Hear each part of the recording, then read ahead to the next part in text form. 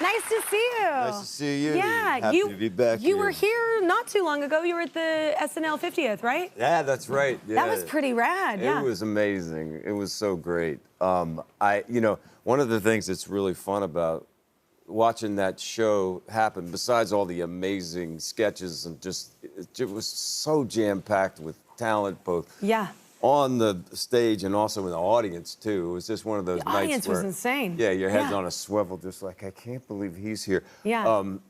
But to watch the way that crew works, you know, behind the scenes is just like incredible, thinking about the fact that it's live and all the stuff that they do with the hair and the makeup and moving the sets around. It's bananas. It really was fun. That was like, I experienced it like on The Voice, when they did lives. I was always like, oh my God, the well-oiled machine or like the Today Show, like everybody has to do that live. Like it's a different It's crazy. thing. It really is. And of course the show started with Paul Simon and Sabrina Carpenter. And then ended with Paul McCartney. Yes, back-to-back Pauls, Sabrina in there. I mean, it was great. Yeah, it was really, really good. I know there were a lot of great performances, actually. Yeah. Well, you worked with someone I love, Jennifer Nettles, and y'all actually did an EP for the new show. Yeah, we did. I figured that you must know Jennifer. Yeah. What happened was when we were casting the part of my ex-wife, I haven't been with her for 15 years, but in the story, we had a band together as a couple, and when we broke up, the band broke up, but she's still singing, and so right away after Jen got cast, and I might add that she got cast because she was the best person for the part, not because she's an incredible singer. Yeah, no, she's a great actress. And a great actress, great singer, great songwriter.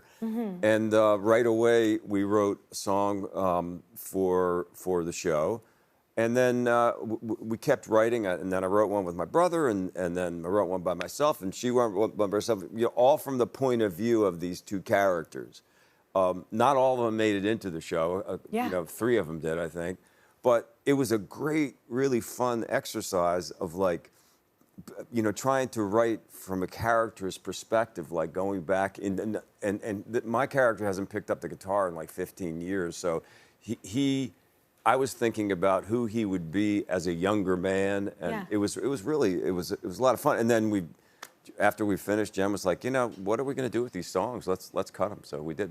Well, this is interesting, because if anybody's, I've had to be a part of this, at least with this show, but when you're like selling a show or you're going to like pitch your thing, you did something really cool. You came in, I didn't even do this, and I sing on this show. I didn't even do this, and you were so smart about it. You came in and you sang. You like pitched it in a musical way as well. Well, what happened was, I mean, it was just a taste, because the character was going to be a musician. I mean, the show is about hunting demons, and when you're trying to pitch a show, what they're really interested in is the writers, and not so much, I think, in the actors, because actors are expendable.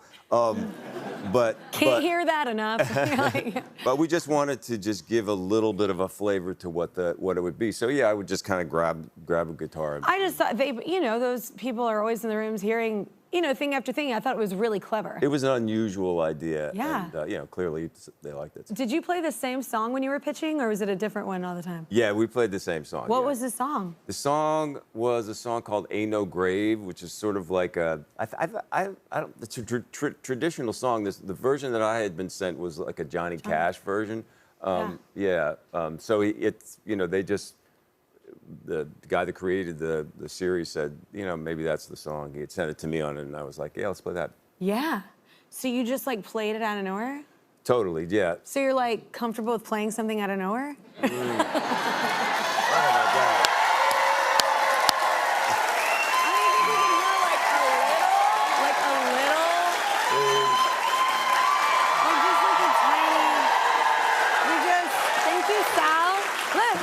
Guitars all over the place, just welcoming someone to do it. Exactly. Let's see. Not to put you on the spot, but go.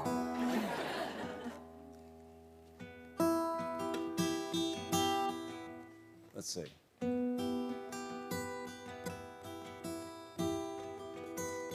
Ain't no grave hold my body down. Ain't no grave hold my body down.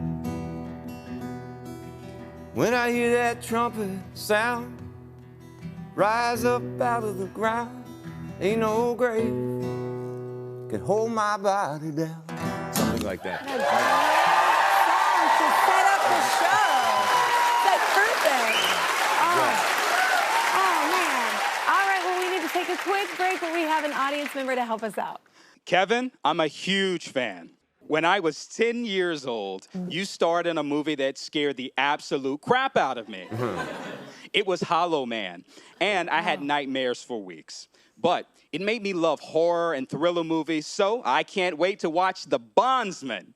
More with Kelly and Kevin after the break. That was a look at his new series, The Bondsman, and it's out now on Prime Video. So tell me, my mother's actually the one that got me into your show. She was like, okay, you have to watch The Bondsman. So tell everybody who you play. I play a guy named Hub Halloran, and Hub, when you see him in the first couple of minutes, he gets his throat slit. He's dead. Sure. And he wakes up in this motel room dead, and he's come back to life. It's a really family fun start beginning. Like, yeah. Well, it actually is a very family-oriented show. At least the heart of the family is really the heart of the show. His relationship with his mother and with his ex-wife and with his son. But he comes back from hell because the devil has let him out of hell so that he can hunt some demons that have escaped from hell. Sounds better than hell. Yeah. That's what Hub says. Yeah. That's what Hub says. He says, well, listen, if I got to be doing this, I guess I'll just keep doing it because otherwise I'm going back. Yeah. But this role, it's very physical. Like this, you're running a lot, you're fighting a lot, and you said that's where he kind of excels. Like, do you like doing all that stuff? I do. Yeah. Yeah, I love it. I mean, I like challenges, physical, emotional challenges. Sure. Yeah. I mean, I always like to say that I don't do my own stunts. Stuntmen do stunts. Yeah. They are trained professionals that are trained to do that, and I think they do an amazing job. I do my part, and sometimes my part ends up, having something that I have to do, but I also feel like I have to only push it to a certain extent because I look around at the crew and all these people need a job, and if I go down, it's a lot of people are out of work. And oh my so God, the pressure of that during COVID about killed me. Yeah, exactly. Yeah. That's a lot of weight. But listen, doing fights and running around and doing that kind of stuff, I feel like a little boy. You know what I mean? Yeah. It's like a playground. There was a funny thing in the Bondsman where. It was probably, I think, our last episode. I got to be dropped from a crane, which is something that I've never done before. I've done some harness work, and I've done underwater stuff, and some driving and stuff like that. But I've never been on a cable and then, just dropped, which is super, super fun. And is it?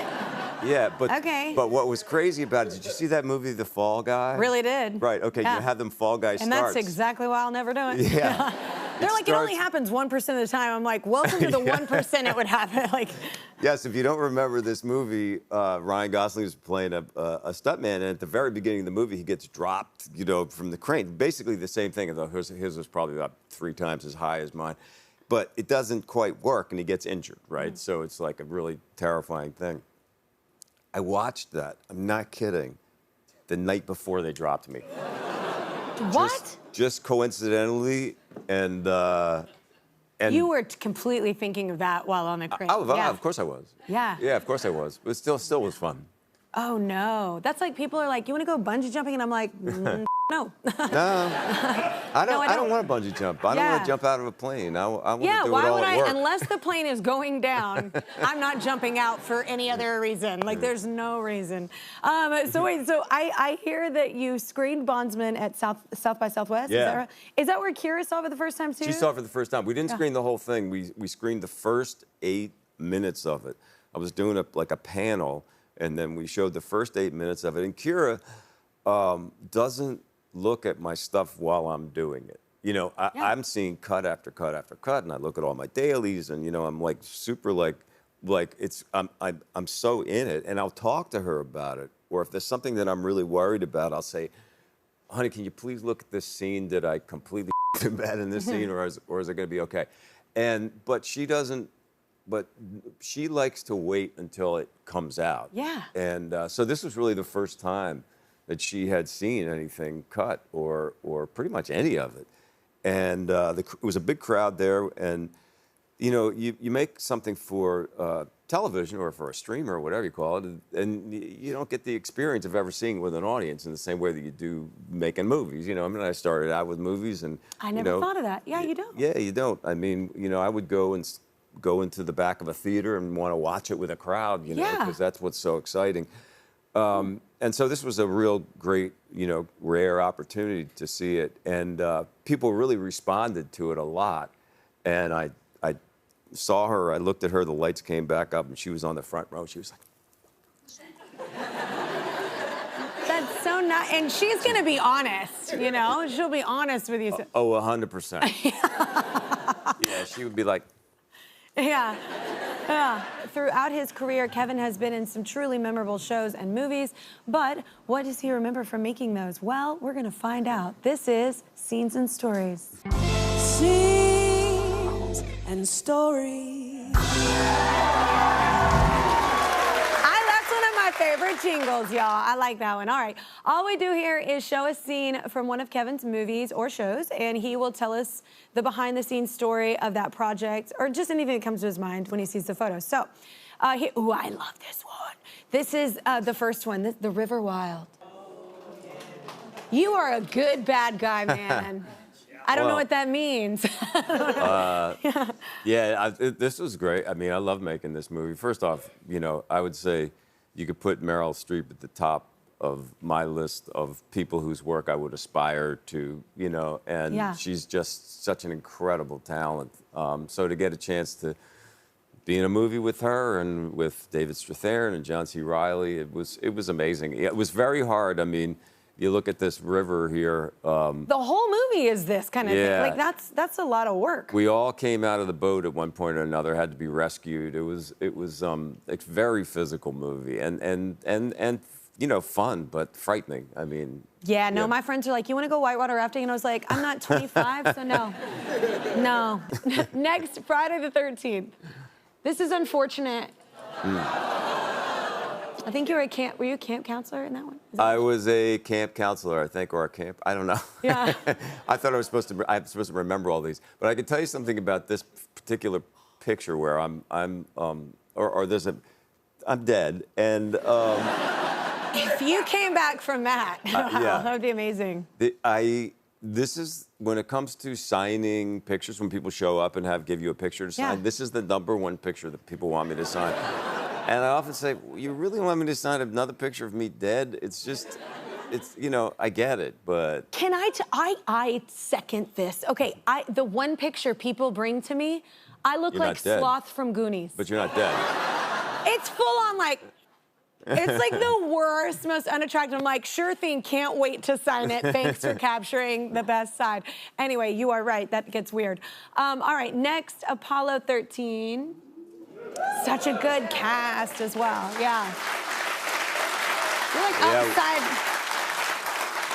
upside down in this, yeah. Well, you don't know what's up and what's down, I think, here, you know.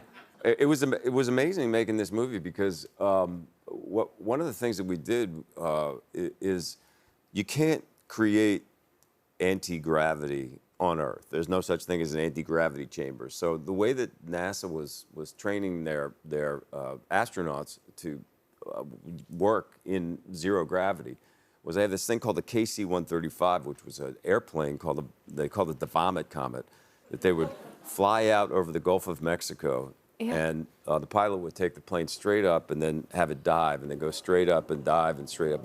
And when hence Vomit Comet. Hence Vomit Comet. Yeah. It was incredibly nauseating. When you go over the top of it, the centrifugal force balances out with the gravitational pull of the Earth, and you float for 26 seconds. Okay, Bill Nye. All right. Yes. So. Centrifugal force. So at the time, it was very, very hard to do it digitally, to make people float digitally. So they were kind of talking about crazy like straps and stuff like that. And Ron Howard came to us, the director, and came to us and said, guys, we're going to shoot up there. We're going to put the sets, build the set into the body of this plane, and we'll go up there and we shoot. And we did it 600 times. So, like How many times did you vomit? Donut. Yeah, I didn't vomit, but one of the reasons that I didn't vomit was that NASA was giving us these very serious drugs. It was sort of like, you know how you take a, what is it, like an anti-nausea medication. Yeah. It makes you sleepy, Dramamine, thank you. It makes you sleepy. Well, this is like Dramamine times 10, but we would get too sleepy, so they'd have to give us a little upper. So it was like this drug cocktail that you take in the morning. And all of a sudden, you're a pop star.